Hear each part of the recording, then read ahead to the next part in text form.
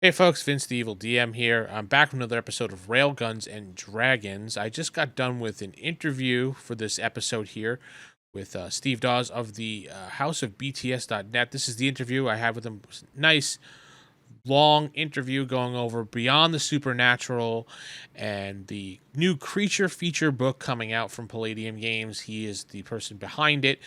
Gave a nice in-depth interview, some advice on how to run the game in depth. Hopefully you enjoy it. Don't forget to hit that thumbs up button on the video. Comment below. Tell me what you think. And share the video around if you enjoyed. Don't forget to hit that subscribe button. So let's get right into that interview now. Thanks, everybody.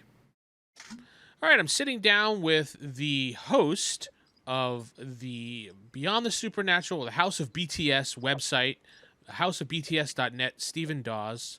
How you doing, Stephen? Hey, how you doing? I'm doing great. I'm doing good myself.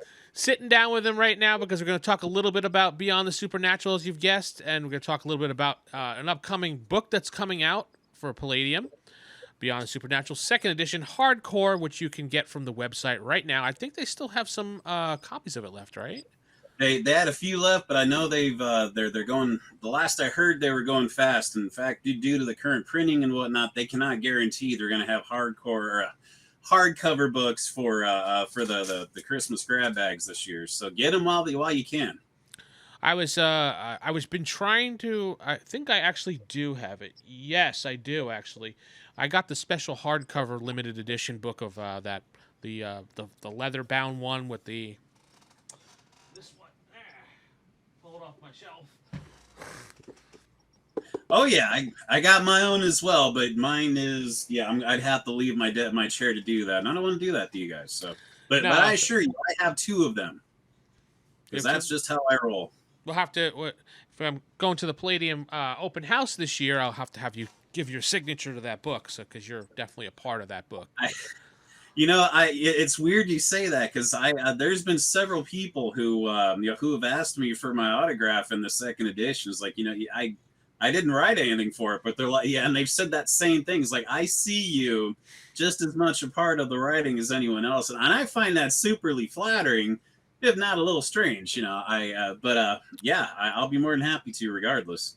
You pour your heart and soul into the website. Palladium has looked at that and acknowledged it. So you know what? You're part of the BTS writing staff, whether you like it or not. So you will sign the book with a happy glee. Oh, absolutely. So let's talk a little bit about you and your background. Now, I was looking at your profile on House of BTS. You did mention that you were a ghost hunter, which is very interesting considering you're involved with Beyond the Supernatural. So, why don't you tell me a little bit about that? My audience doesn't know that I was once a ghost hunter myself. I have a little certificate for parapsychology, did a lot of ghost hunting, so I'm familiar with it. So, let's talk about it from your point of view. What did you do? How'd you get into ghost hunting? Um, Honestly, it was really more me and several like-minded individuals. This is like going back to about 2003 or four. We talked.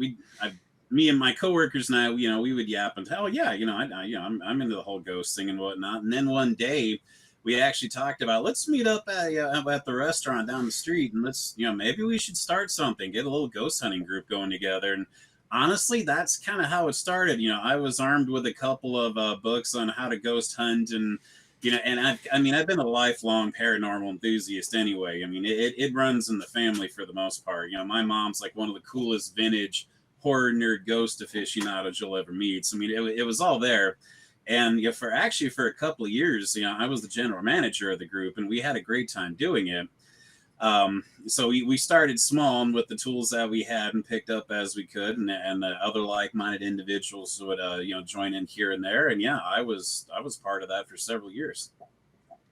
Did you have any like big breakthrough experiences with ghosts, or was it kind of one of those iffy things? Or I myself during the several year time I was involved in the group, which was the Nevermore was what we named the group because it was just a neat title to go with, and we had a raven as our logo on the shirts and such, and that was pretty cool. However, while I heard a strange item or two here or there, I never actually saw anything or got any really strange feelings and such. I have been referred to as being psychically dense by some of the more sensitive and more psychic minded in our group, and I really can't argue that because I missed out on a lot of stuff where everyone else was having experiences all around me. We had one gal that joined. She went to one outing, and it was somebody that I knew. We went to their house. It was an incredibly old house in one of the more affluential neighborhoods back in like the 30s, 40s. You know, a lot of history behind the house and such. And her very first night, she just kind of broke out in tears and was just kind of going into hysterics. And she swore, she said it felt like somebody had put their hand on hers, almost like so, just to kind of say, hey, I'm here. She never came back. She got her experience right out the gate. It was more than what she wanted or expected. Yeah. She wanted nothing more to do with it. And people around me were having things like that all the time, and I never did. But postscript to that, a few months ago, I went with my wife and father-in-law to Colorado because I've never been there, which I'm sad to say because I'm over here in Omaha, Nebraska. It's only a state away. And I'd never been there. And my wife and her dad love Colorado, been there numerous times. And while I was there, I really wanted to check out the Stanley Hotel. That was kind of one of my bucket lists. And we went and we did the paranormal tour at night. And I actually saw for the first time, one of these things they did in the basement. Everybody got a dum-dum, and this is the very dum-dum, just the common sucker. And we were all supposed to do this thing where, it would stand up like this. And at one point, I cannot explain it to the more I think about it, one of the gals holding out her hand like this. I mean, it was a dum-dum you picked up out of a bucket. There wasn't like, it wasn't like he was hiding this or they were doing anything weird to try to sham us. But this dum-dum just kind of started moving down and back up like this in her hand. That was the most paranormal thing I have ever seen before. It was freaky. I could not explain how it happened.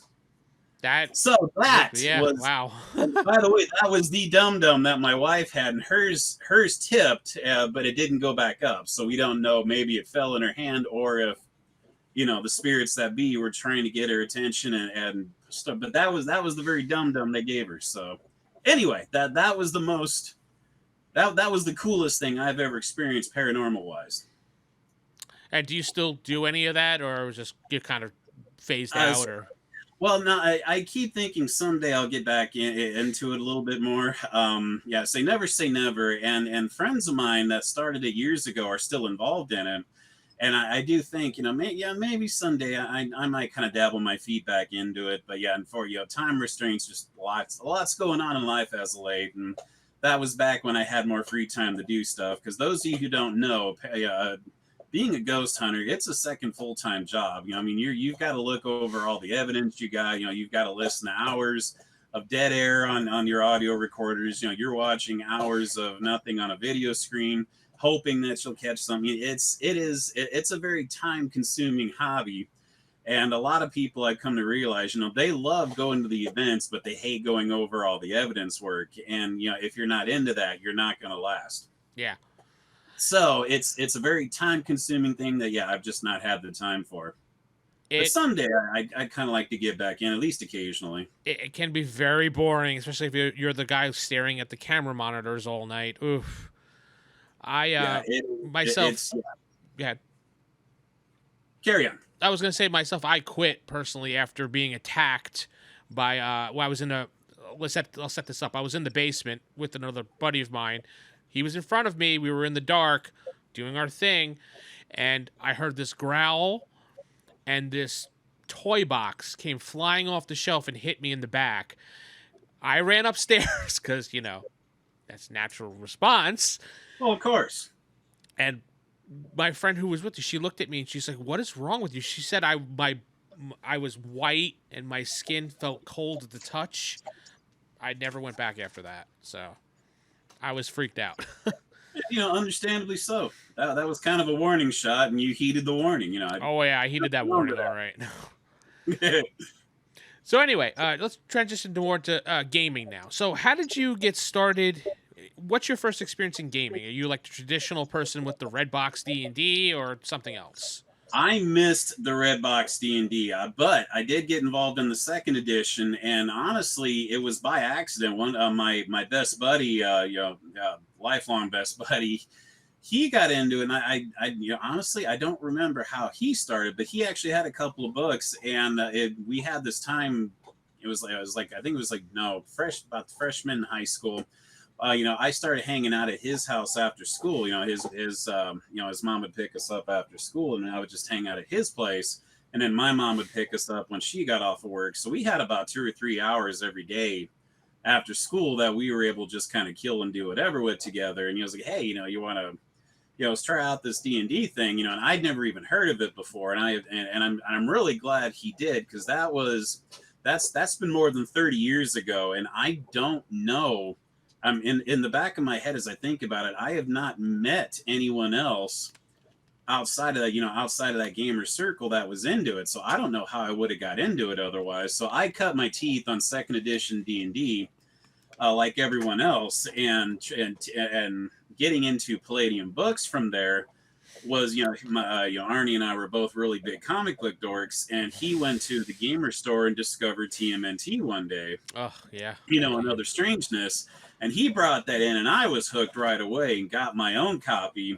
And in time with that, and actually, since we're just kind of free talking here, that's actually the day I discovered Beyond the Supernatural, the first edition book. Literally, I mean, it was by accident. The Dragon's Lair, the gaming store here in town. I went to pick up my copy of TMNT, and as I took it out of the out of the bin, the very next book behind it, I had like this monster on the cover and such. And you know what? I can let me do this for you. All right, sure. Yep. This cover Yep. was the book right behind it, and I almost wouldn't have thought about it twice. But I was like, wait a minute, I recognize that style of artwork. Like I said, my mom is a hardcore, vintage horror nerd, and she had a lot of the Eries and the horror comic books back in the day. And I'd look through them all, and I recognized Richard Corbin's artwork. I mean, like right away, looking at this cover, and I was like, oh, that's interesting. So, and I didn't even know it existed, so I started thumbing through it. It was like, huh? So you're telling me, modern day contemporary supernatural horror, using similar rules to the Ninja Turtle book, and I was already getting familiar with it. And I was like, yeah, so as fate would turn out, I bought both books that day, both TMNT and this guy here. And at the sweet tender age of about 15 into 16, I tried running a few games of TMNT, or BTS. And the first game, it was a riot, and for all the wrong reasons.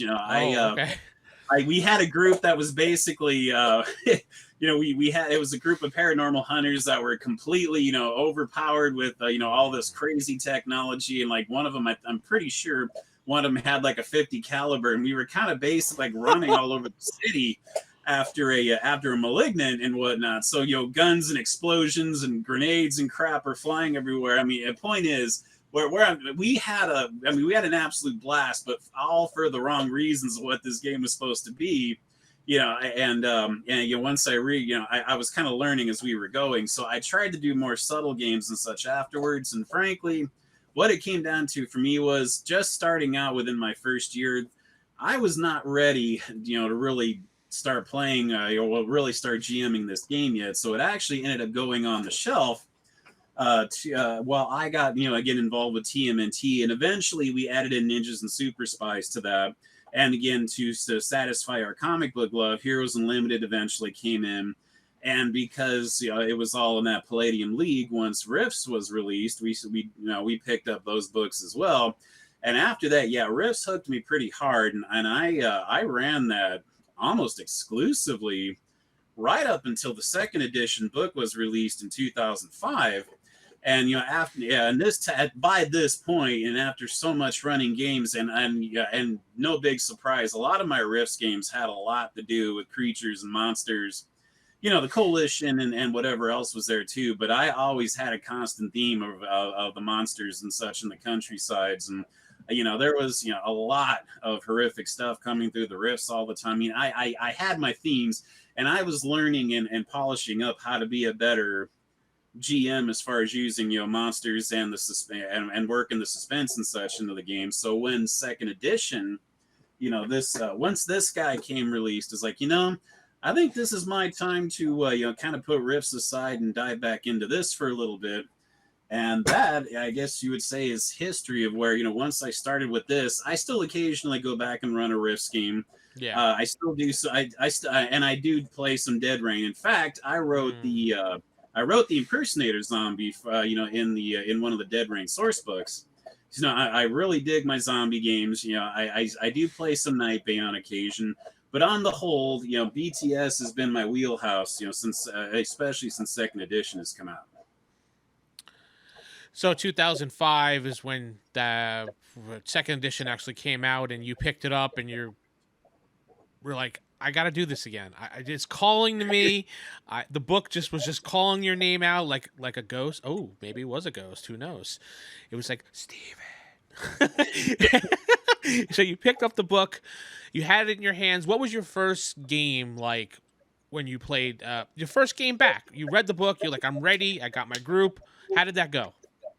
It actually, it went really good. Like I said, I had a lot of experience, and I did a lot of, I really took it to heart, and I read the book in its entirety before I started. It was, especially, and I got really intrigued. One of the biggest differences between first edition to second is the proximity to the supernatural, and that's really a big hook in this game, and it's actually one of my favorite parts, and it explains so much about why the supernatural is so hard to come across. In the BTS world, the whole proximity, and why psychics, unless they're really close to proximity of magic and supernatural beings and such, psychics for the most part are basically ordinary Joes like the rest of us. Because they are the idea is they are an evolutional response to the supernatural that's plagued humankind since the very beginning. Right. And so and there's also one of the really neat angles that I've talked to Kevin about this a few times. One of my favorite angles about psychics goes into where they're when you're looking for evidence, or when you're trying to prove the supernatural exists, the psychics, they don't work well with it. If you get a firewalker, you could get like a 10th level firewalker, in a room, bunch of scientists watching, video cameras all over and whatnot. He's sitting at a table, it's got a candle, so he could stare at it and concentrate really hard for 10 minutes. And if he's lucky, because I think it's like he has maybe about a 30% chance of anything actually remotely working, and even then it's severely hindered. If he's lucky, he might actually light that candle, and there's no way to replicate those results. So it's not scientifically considered. They're saying it could be an accident, it could be it could just be an inefficient or an inept thing there, but obviously it's not anything scientific. There's nothing there to quantify for it. You're not psychic. It's the psychic. Psychic abilities, supernatural, it doesn't exist. That's how if you're not psychic or have the magical aspects and such, you don't believe in it. There's no reason to. It's very much like the real world around us. And however, in the presence of, say, like one of these slobbering, ugly monsters, comes around the corner one night in his investigation, depending on how tough and what's referred to as the threat level of this creature. There's you've got your minors, you got your majors, and all the way up to ancient evil. So if it's a minor creature, his evolutional responses kicks in, and he's got a certain amount of ISP, and all of his abilities are basically unleashed, if you will. And he can start lobbing fireballs at him. He can start he can spontaneously combust. All sorts of neat abilities can start happening. But he has to be in the vicinity of the supernatural to do it. So, and that's where a lot of the fun of this game starts coming in for me. So when we started playing, the first adventure I ran with second edition involved, it was actually more of like I kind of went in. I kind of dipped into my ghost hunting roots, and it was basically a ghost story in a mall that had been shut down. Which in the end turns out, which kind of comes into, years before, a body had been buried under the fountain in the middle of the Ooh. in the middle of excuse me, in the center of the mall. And because of all the people and such and all the noise over the years, it was really hard, for anyone to hear or really pick up anything about this particular spirit that was, he was murdered and basically left there by the shady construction company owner who was still alive. And this kind of became his situation of, he was trying to get this guy to answer for his crimes, from killing this guy so many years earlier, and just for trying to it's I tend to write kind of extended, convoluted stuff as much as I do simplistic. So the long and short of it, it was a ghost story, and it worked really well. And that kind of kicked off, when now that this group was together, then they started doing monster hunts and investigating the supernatural and the unknown. And that, that led to everything from going through, abandoned warehouses to people's homes to the middle of, to the middle of the woods. I send people everywhere, and I just have a blast doing it. So when the group or the people that have the psychic abilities get closer to a supernatural, obviously their abilities kick on. How do you, let me see if how I can phrase this. How do you mask that so your players aren't like, oh, this is definitely going to be a ghost here, whatever, or this is this type of creature. So how do you work with that? Because I like the mechanic, but sometimes I find it difficult to mask things from players. You know what? As a matter of fact, I go into that in creature feature because that was, you're not the first one to bring. This is a great segue. Yes. Wow. It's almost like you're psychic, man. I'm just going to throw that out there. Mm-hmm. But anyway, yes, please. No, I actually, they're, one of the things that needed to be touched on, in my opinion, more, because I ran into the same problem myself numerous times, where when you get a pretty savvy group going, or a group that's been there for a while, and even there are some classes like a psychic mediums have a talent, they can actually smell various aspects of different supernatural types, which can give them clues as to kind of what they're dealing with. And and sometimes that can kind of ruin some of the fun or the surprises of what you're trying to go with. And that was one of the things I wanted to answer with, was there is I've actually made notes, and this is particularly prevalent with, say, like a succubus and creatures that like to hide in plain sight. And there are a lot of those in BTS. One of the most prevalent things are creatures hiding in plain sight. Whether they're wearing somebody else's skin or transforming their features. But my favorite example to go with, is a succubus. I mean, everybody knows what they're about, or the Dorota. Depending on how what title you want to go with. But in theory, without any real additional rules or sets played to it, and if you have the right collection of psychic abilities, you can usually figure out. You get to a point where you can almost pinpoint a succubus out of a crowd. And that was one of the things I wanted to look at. So we actually have like dampening or dampering, the supernatural aura for specific creatures, in particular those that are trying to hide their true nature. I have rules, and this was a big part of this book to me. Rules are going to be out now that states, if a succubus is hiding, she's stifling and dampering, the abilities. So, she might be able to walk by a psychic. And if she's not doing anything, if she's in her human guise and she's not actively using her supernatural abilities of any sort, she can walk by a psychic, and for the most part, unless it's a psychic sensitive, they're not going to they're not going to pick up anything off of this succubus. And even at best, I think there might have been something supernatural in the area, but they don't know what. Yeah, they can't pinpoint it. Got it. Yeah.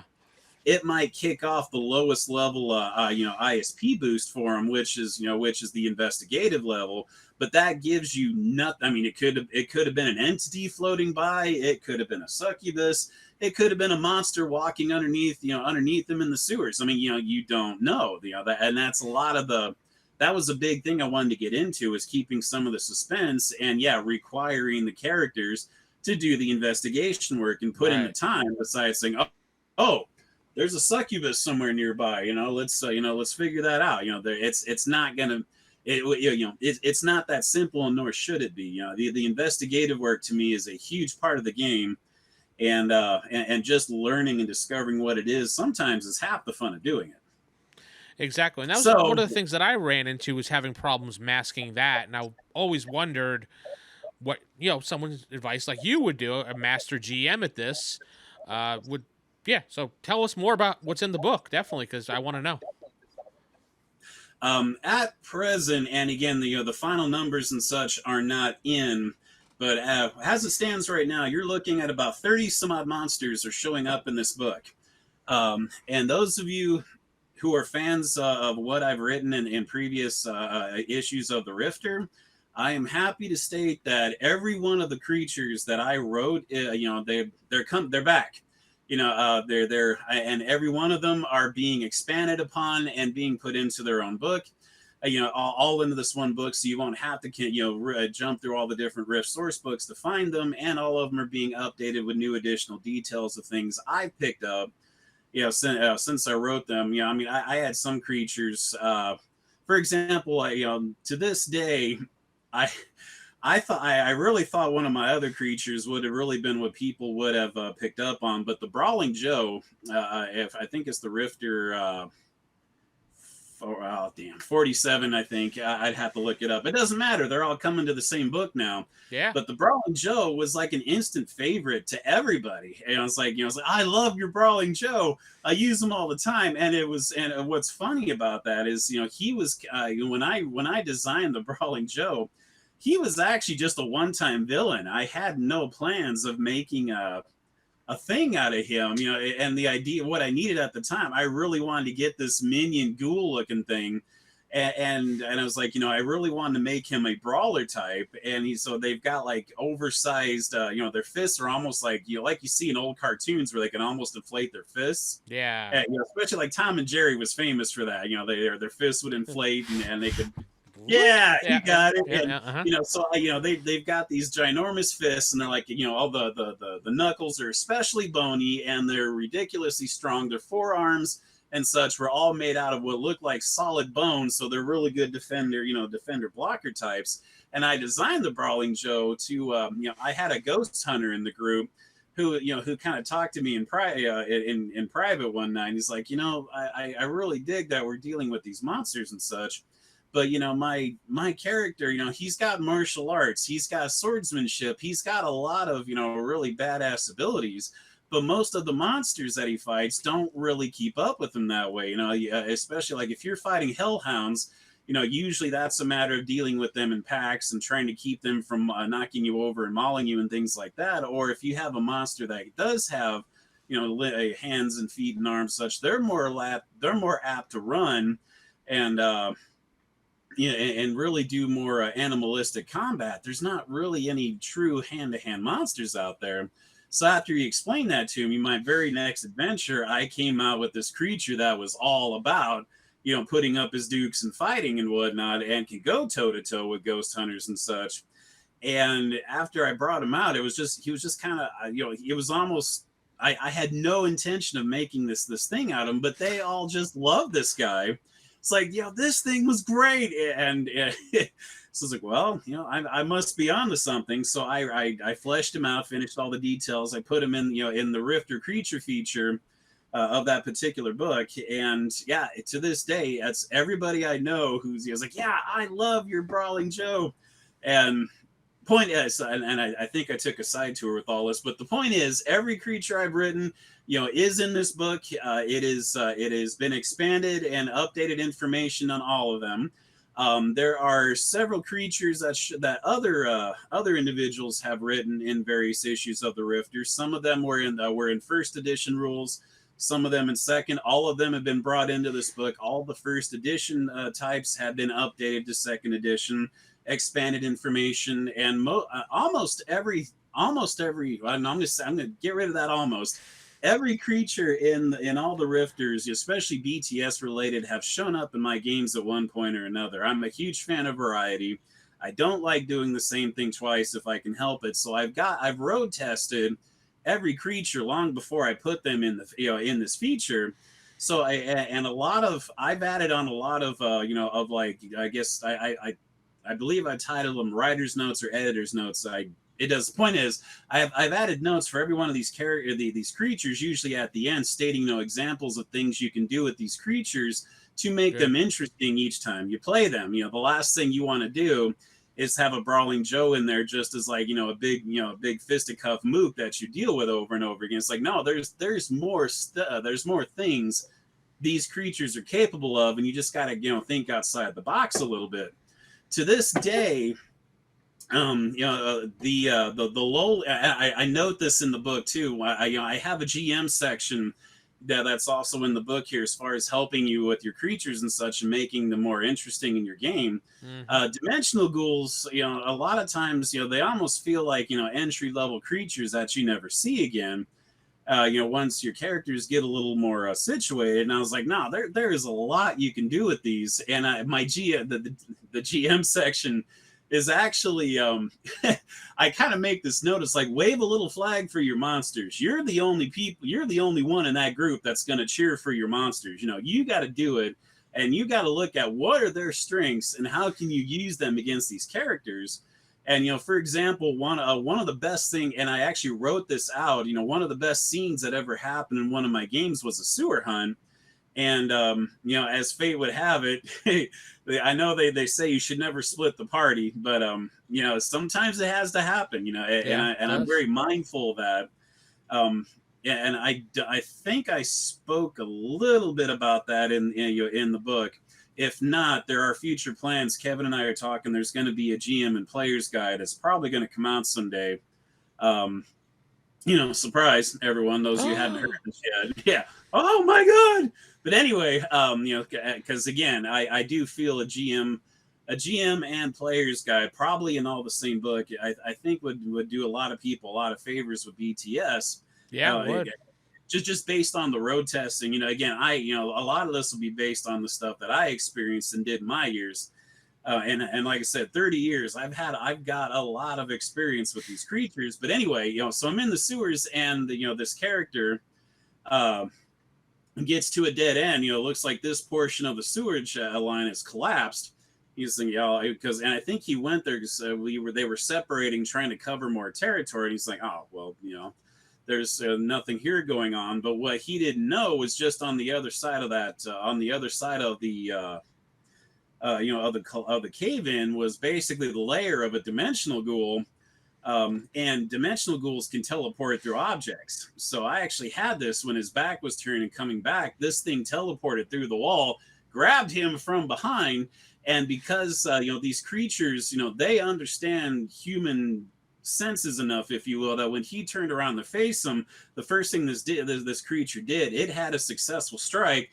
Smacked his flashlight out of his hand against the wall. It shatters. This dude's in the dark in the sewers with a creature. Suddenly, the whole situation's changed. He can't see this thing, but the ghouls have night vision. It can see him just fine.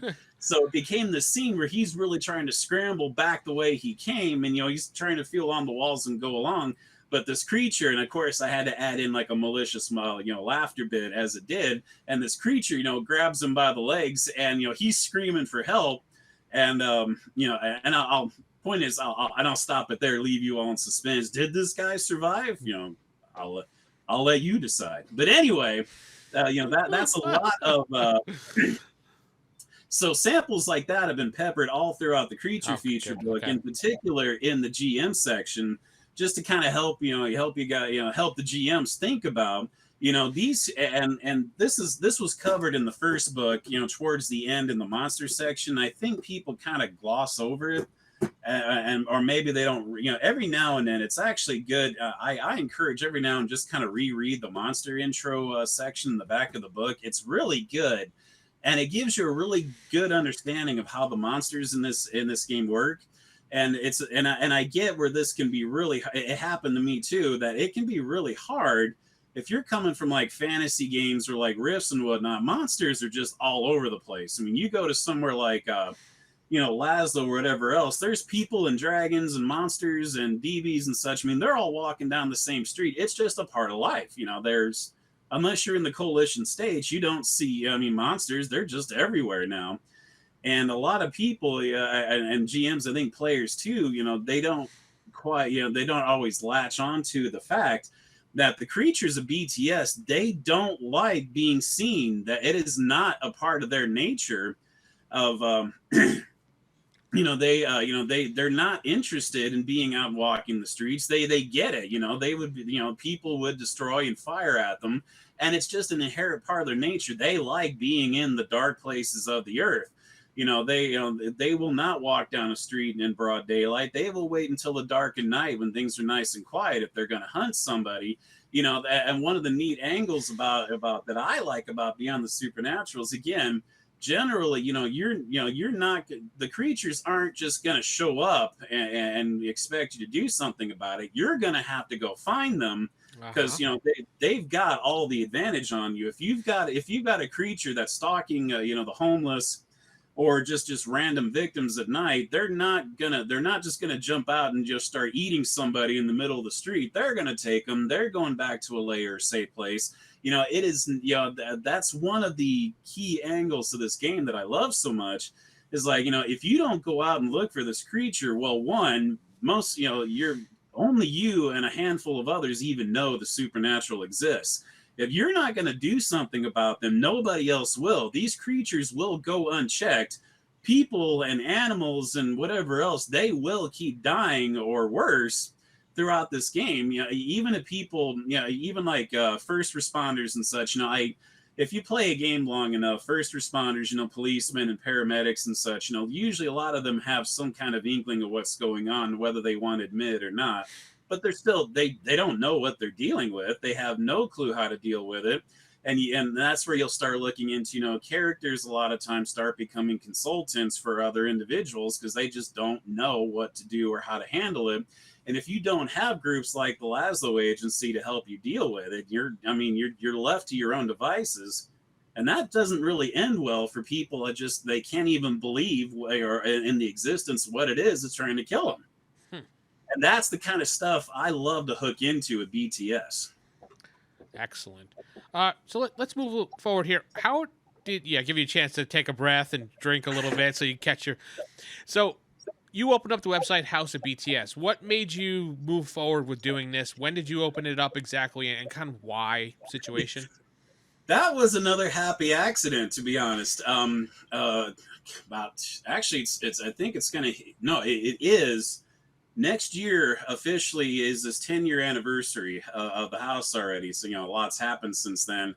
But I actually went back to school, back in about 2010 or so, and I realized, I'd been in business and finance for a lot of years, some of which, as a stockbroker, and a lot of which is like fraud analyst, and I'd done a lot of business finance stuff. And I'm pretty good at it, but I never enjoyed a day of it. It was like, I did it because it was, I had to get a job at the time, became a single dad early. It's like I needed to get a job, and I hooked into that, and I kind of rode that horse until just, I can't do this anymore. I am so sick of it, and got to a place where I could go back to school full time. And I was like, I'm really digging, I think I would actually enjoy, getting into web development and such. So when I started doing that, one of the final projects that we needed to do was build our own running website. And I was like, well, fan sites were still, really just starting to pick up at that point. There was a few here or there, but I was like, I think what I would like to do is I would like to build a fan site base, and I was like, this will be an easy gig.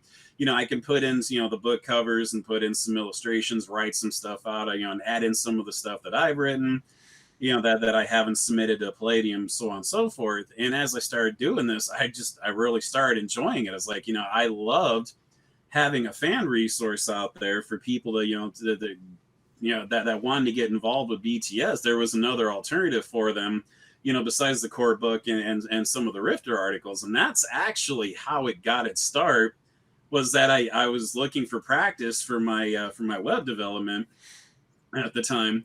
And interesting postscript to that, I've come to realize while I love web designing, I hate the development aspect. I'm not the best at coding. It's not really my thing.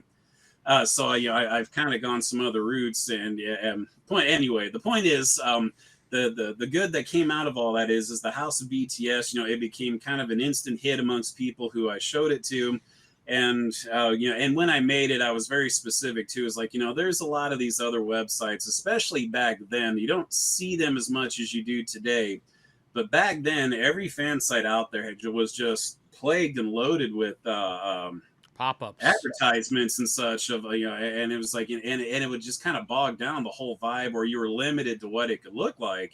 And I made a very conscious decision. All the colors, if you notice in it, match. The colors all match.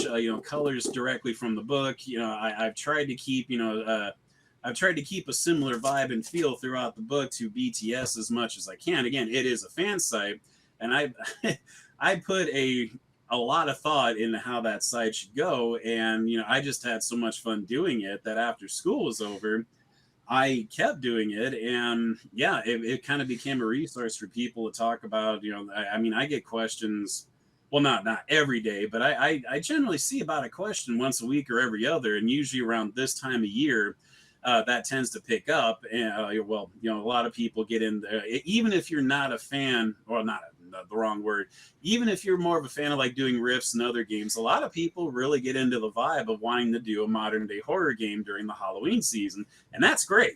I love Halloween too. And in fact, during the month of October, that's my most active time in the house. I make available monsters and creatures and villains that you can only get during that month at the house. They're not available all year like some of the other stuff. So I try to make the site as fun as I can and give a reason for people to come back periodically. So a lot of people had questions like the ISP situations, and the same question you had. What do I do about these monsters? How can I hide them a little better? And a lot of those questions and my responses and such was, ultimately how Creature Feature, one of the reasons it came about, one of the reasons that I'd really like to see a player and GM guide one day, and really just kind of, ultimately my goal now was to make it the best BTS resource out there. And I personally think I've achieved that. Whoever, somebody might not agree, but hey, that's you. So I work hard on that site. Yeah, and it shows. It's an excellent site. I go there when I want to look for things too. Now that I know there's October exclusives, that's more incentive to want to go there now every October. So yeah, I try to get that. Yeah, because I'll be the first to admit I've been slow to certain technologies. Discord, I've only really started using it in the last year. House of BTS does have a Discord page. And in about the last 4 or 5 weeks, I did actually start a YouTube channel. It's a very basic, it's a very basic setup right now, just kind of like me, almost like you're doing here. Hey, this is what's going on at the house as of late. So I've tried to advertise that there's more going on in October, and in the various resources, Facebook or Discord or YouTube. I've been slow to doing it. I have a face, made for radio, so I don't know how I feel about being on YouTube. But my daughter, my daughter who loves YouTube has been on me about it for years. Then finally, my wife's, I think she was hearing Bobby get on me on it long enough. It's like, yeah, maybe you should. And I was like, all right, I'll take the hint.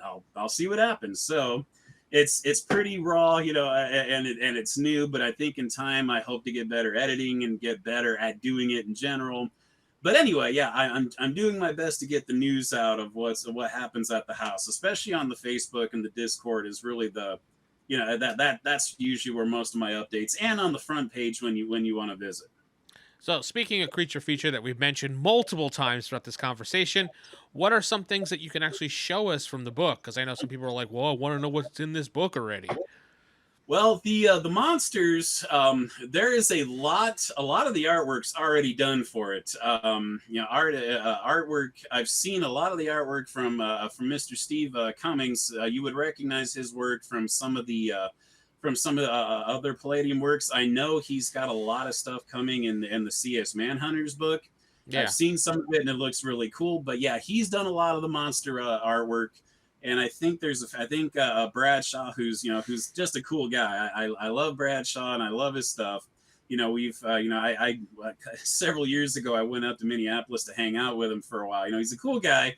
I love I love his grittier style of monster designing. I think he's going to be doing some artwork in it. But in particular, one of the things I did when I was writing this, I sent out a call to everyone on Facebook and Discords and such, saying, "Hey, I besides the obvious fact there's going to be creatures in this book, what else would you like to see in it?" And the thing that surprised me the most was people were asking for pre-generated characters.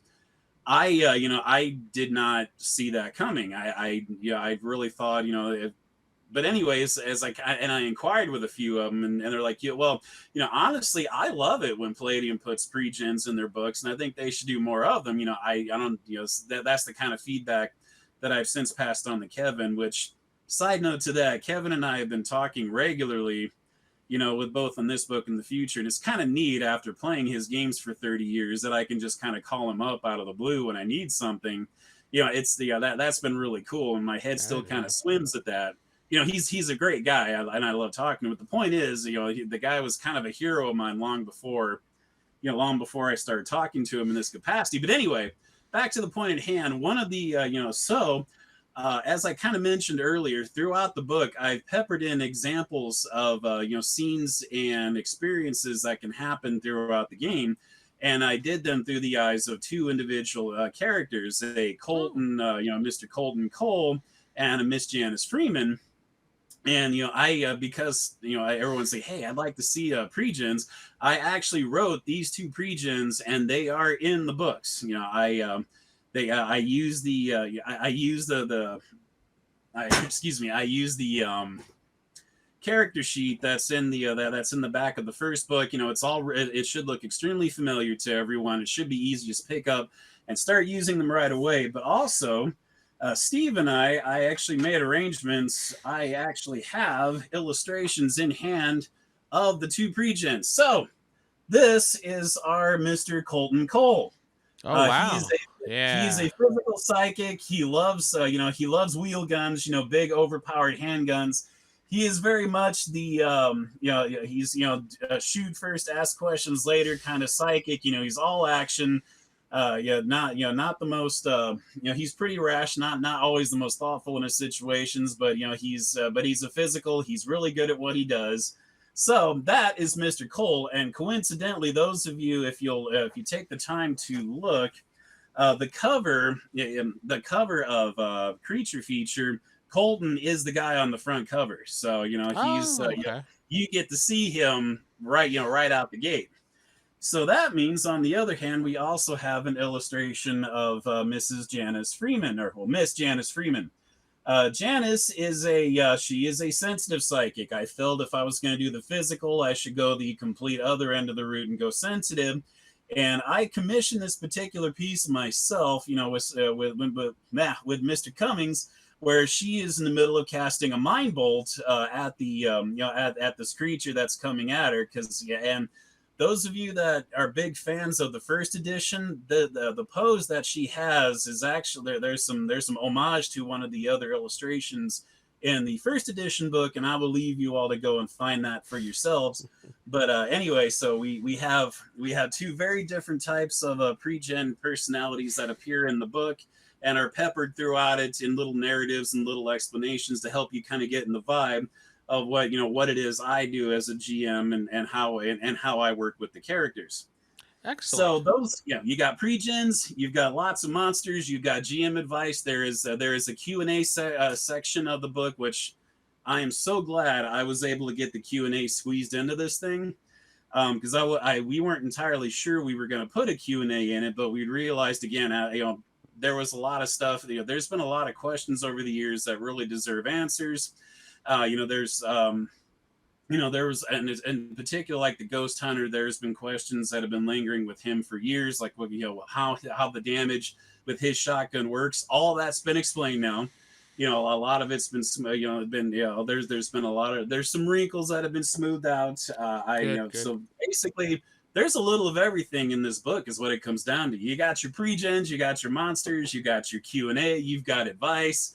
I've tried to make this thing something for everyone. It's while it is titled creature feature, it's not just about the monsters. So I know it's not physically ready yet, but what is it clocking in estimated page wise? Last I heard, it's over 200 pages. Okay.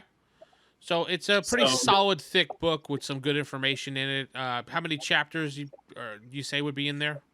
well, and it's not really so much in chapters. You've got your sections. Again, the majority, the lion's share, is of the different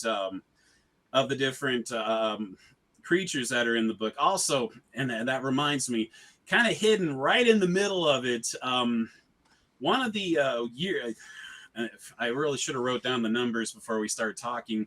But again, you don't have to because they're all coming to one book anyway. So the Rifter number really doesn't matter at this point. Nope. But one of the there was a creature sneak peek of a creature called a Gormaglud in one of the Rifters. This is actually going back to how I got involved with writing for Palladium back in the day. Wayne Smith, the editor, he and I, especially back before before he got super busy and whatnot, we used to conversate, fairly regularly. And he had told me about, hey, there is this new monster, that we're showing as a sneak preview, of what's upcoming in the future here. And if I was to send this to you, do you think you can kind of write like an intro adventure to it? And the catch of this is you only have about a week to do it. And I was like, wow, you know what? I have never really written and submitted anything to the Rifter before. But I was feeling pretty hot at the time, and I was really, and I was just starving for anything BTS, of course. So I was like, yeah, send this to me. I will see what I can do. So in a week to do it, I lost a lot of sleep that week. But I actually I put together and got what I thought was actually a really good, well, it was a really good adventure. That was a great introductory adventure to how this Gormaglud creature works, and it's called the Squatter. And I was, that was my intro to writing for the Rifter and all of the monsters and such. Really, that was my whole getting into writing for Palladium. Even right now, I have a hard time seeing myself as a writer. I see myself more as like a GM. I see myself as a GM who just wants others to be able to do the stuff that I'm doing. So I write stuff so they can get in and do it. I almost see myself as more of a GM tool than I do a writer, which is a weird thing, I know, but it was never in the plans to do this, but here I am. But anyway, so the Squatter, because it became such a popular bid and there was a lot of nostalgia in it for me, the Squatter, I went over it all. Since the Gormaglud was being added to this book, I went through and rewrote and updated and expanded upon this particular adventure. So for those of you, that was one of the other things besides pre-generated characters. People like, yeah, I want more adventure material and such. So the Squatter, it is back. It is bigger and better, and and fully fleshed out. And it's still one of my favorite write-ups to this day. So you got a little bit of maybe I'm just losing my mind, or the gremlins are at it again. Yeah, every now and then, everyone will, those of you who hang around with the House of BTS, you'll note every now and then we have gremlin infestations in the house and wreak havoc on all sorts of crap with the house. It happens, but eventually they all get exterminated. Anyway, the Squatter is, I've run it myself personally several different times with several groups since then. I added in a lot of notes and thoughts and things that I did. So for those of you looking for more adventure material, Creature Feature has that too for you. Excellent. So creatures, an adventure, a Q&A section, a GM section on how to make better use of your creatures, and all sorts of advice peppered in by myself throughout the book. And when is this book due out? It could be could be a matter of months, as I understand it. I know with with the current the printer situation going on in the world, not to mention where the pandemic is had a nasty habit of slowing everything down. Yeah, There's a it pandemic. is coming as soon as the CS Manhunters book is done, and Kevin stated he's got less than a week of time to really get that finished and sent out. And Creature Feature is following right after this, and since most of the artwork is done. It's really just kind of pending a final edit from Kevin and anything else he and I want to talk about or smooth out, and then from that it could be coming out potentially in a matter of a couple months. Excellent, excellent. All right, so speaking back about BTS in general, Yes. uh, how do you sell the game to a bunch of new players or your group, for example? Well, your group would be a bad example. Say you go to your local store and a bunch of people see you playing BTS. How do you sell it to them? Because most people, when they see modern horror games, are like, I want to play fantasy game like D&D, and this is not D&D, so I don't want to play it or give it any attention. How do you get those people on your side to play the game? Well, and a quick note to the D&D thing. I think that's kind of a phase craze that I think is going to kind of subside in time because it's happened before. But anyway, Yeah, no, yeah, yeah. honestly, yeah, well, I mean, and I get it. Ironically, I'm not the biggest fantasy gamer. Like I said, D&D was where I cut my teeth in it. But I have yet to ever even I have never even played a copy of like Palladium Fantasy. It's like the one Palladium title I Wow. don't have. I just, fantasy's never fully clicked with me. I enjoy it. But for whatever reason, I just never hooked into it enough that I really want to keep playing it. There's so much more interesting stuff out there to me, I guess. But that's really how I like to sell this too. I'll remind people the easiest way is to stay. If you're a fan of television shows like Buffy, and X Files in particular, if you're a fan of any kind of modern day supernatural movie or story or books, if you like Stephen King style books, I mean, I have several different ways I'll point out to people. Not to mention just kind of having them thumb through the book a little is a great way to point out that these games are a lot of fun, and it's like if nothing else, just kind of sit in for a game where do an intro game with me. Give it a look. Look, see, so you can kind of get an idea of what it's about. People honestly, they just don't quite. I think, if anything, I think it's almost more of a hesitancy issue, than anything else. Like, anybody can look at a fantasy book and say, oh, hey, lots of magic, lots of, this and that, and swords and shields and magical so on. And I get it. It's all really exciting. It's all pure imagination, such, and I get that. But BTS, where I find that if people really hook into the most is how it's so much more personal to the characters in this, in these games. It's you're the characters have a lot more say so and a lot more impact on the game than I've seen, in a lot of fantasy games. And again, just from the very setup of it is that so few people believe in the supernatural, and the people that we're basically there kind of protecting and keeping an eye on and keeping the monsters at bay from. Not only do they not believe in what they're doing, for the most part, they don't support you in what you're doing. If Yeah. you're doing some breaking and entering into an old chemical factory or whatever to hunt down this monster that's made its lair there, the cops show up, you're more than likely to find yourself in trouble for breaking and entering into this place you weren't supposed to, and then get any kind of accolades. And you have to think about how to get around this stuff. There's a lot more thought involved in, not only are you dealing with trying to find these monsters that most people don't believe exist, they don't want to be seen. There's a whole new angle to this where your characters, have to take a lot of personal responsibility behind what it is they're doing.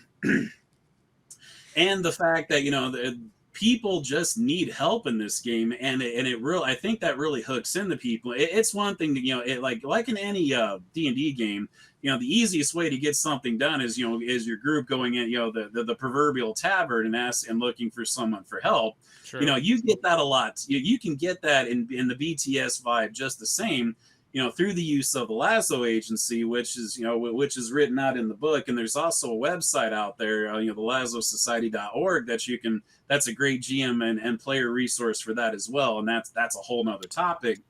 But I thought that was more of a role play forum. It is, but that also works. I have used it as both a GM and a player in my past. As a GM, I've actually written some of the stuff in it that I would have my player characters, look up the post and say, oh, that's what, looks like this is a situation we need to deal with. This is in our neighborhood. You can use it as a great resource to help get a game going. I've kind of done that with the House of BTS as well, but really, it works just as well as a player role playing resource as it can be for GMs. So yeah, it's just thinking outside the box a little bit with what you can do with these things, and you'll be really surprised what works for you. But anyway, this is the kind of stuff that I sell them on. It's like, it's a much more personable experience. It is the modern day where the supernatural doesn't exist, only that it does, and you and your group are one of the few that are in on that little secret, and ultimately you're the only hope a lot of these people have. If you have people being haunted by ghosts or being threatened by monsters, if you don't help them, no one else is going to, because no one else can believe it exists. I really try to hit up again that personal angle and this really cool angle of how there are several different classes of psychics, and all of them have their own unique thoughts and ideas behind it. Or every one of you can play ordinary heroes just as much, and which works great for especially for fans of like the X-Files and such. I mean, there is it's all about the personal aspects of this game and helping people with something no one else believes in. There are creatures that don't want to be found. You've got to find them. Investigation work is a huge deal in this game, and really just kind of get them excited about, these angles, and say, hey, just sit in for a game, see, and see what you think about it. And, and to me, that's always been one of the best ways of winning new players over. All right, that's good. Good all around. So, are you going to Palladium Open House in 2022 now that they're open for business again? I will be. I've been to all the others, and like, hey, why stop now? So yes, you will see me at the next Palladium Open House. Yes, I plan on going. This will be my first Palladium Open House ever, actually. I decided to go for the whole 9 yards for Palladium, going to the VIP lounge thing that they got going on and everything. So it'd be nice to see a familiar face there. And if anyone else is going, maybe feel free to reach out here on the channel. Let me know. We can always meet up.